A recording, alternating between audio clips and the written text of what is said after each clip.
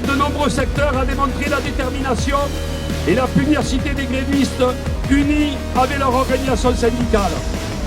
Aujourd'hui, nous sommes à nouveau rassemblés à l'appel de la CFDT, CFE-CGC, CGT, FO, FSU, Solidaire, UNSA, comme partout en France, rassemblés pour exiger le retrait de ce projet de régression sociale, et nous sommes aussi nombreux que le 19 janvier.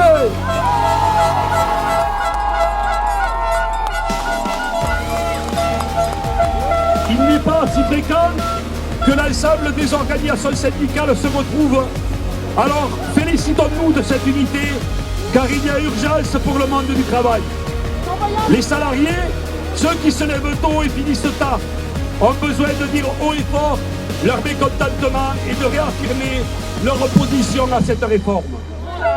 Emmanuel Macron a décidé de passer en force sa réforme contre l'avis de l'ensemble des organisations syndicales et de plus en plus de Français, j'y reviendrai.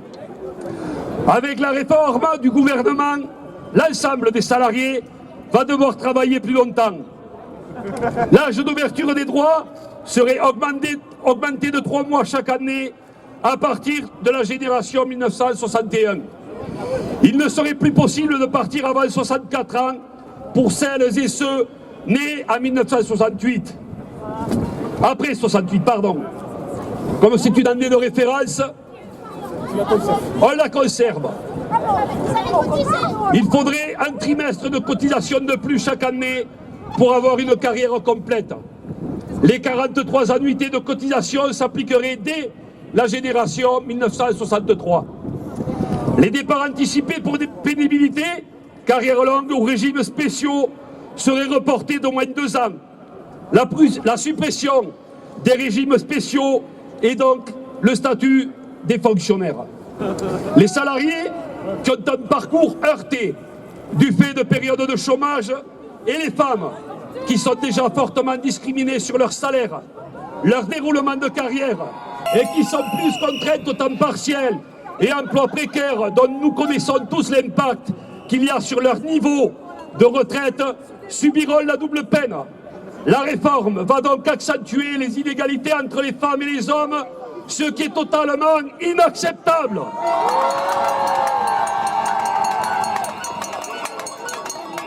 Retarder l'âge de départ, c'est aussi rogner l'âge auquel on peut bénéficier de sa retraite en bonne santé.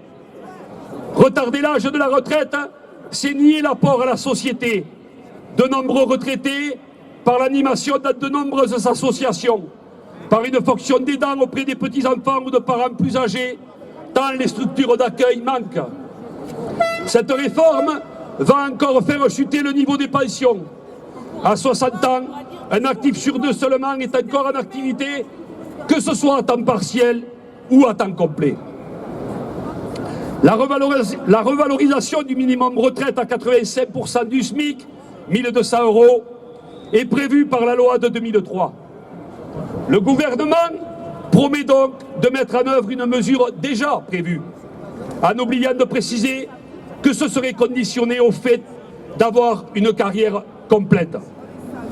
Pour les 80% des retraités qui ont une pension de moins de 1 000 € sans avoir la carrière complète, majoritairement à nouveau des femmes, cette mesure ne changera rien.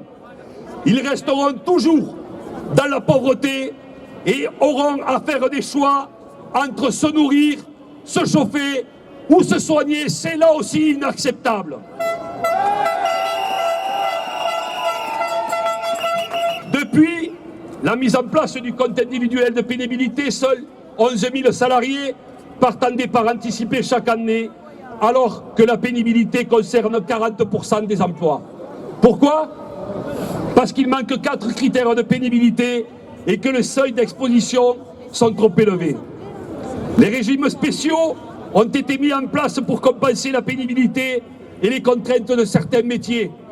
Plutôt que d'aligner les droits des salariés vers le bas en supprimant les régimes spéciaux, il faut au contraire que l'ensemble des salariés exposés à la pénibilité puissent partir plus tôt.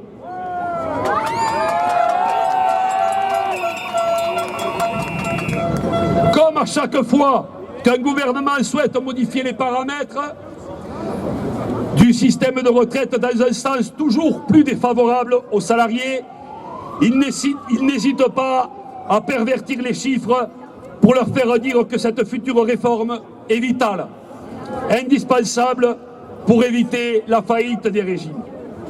Pour information, le Conseil d'orientation des retraites a annoncé dans son rapport de septembre 2022 un excédent de plus de 900 millions, sans compter le fonds de réserve de 150 milliards.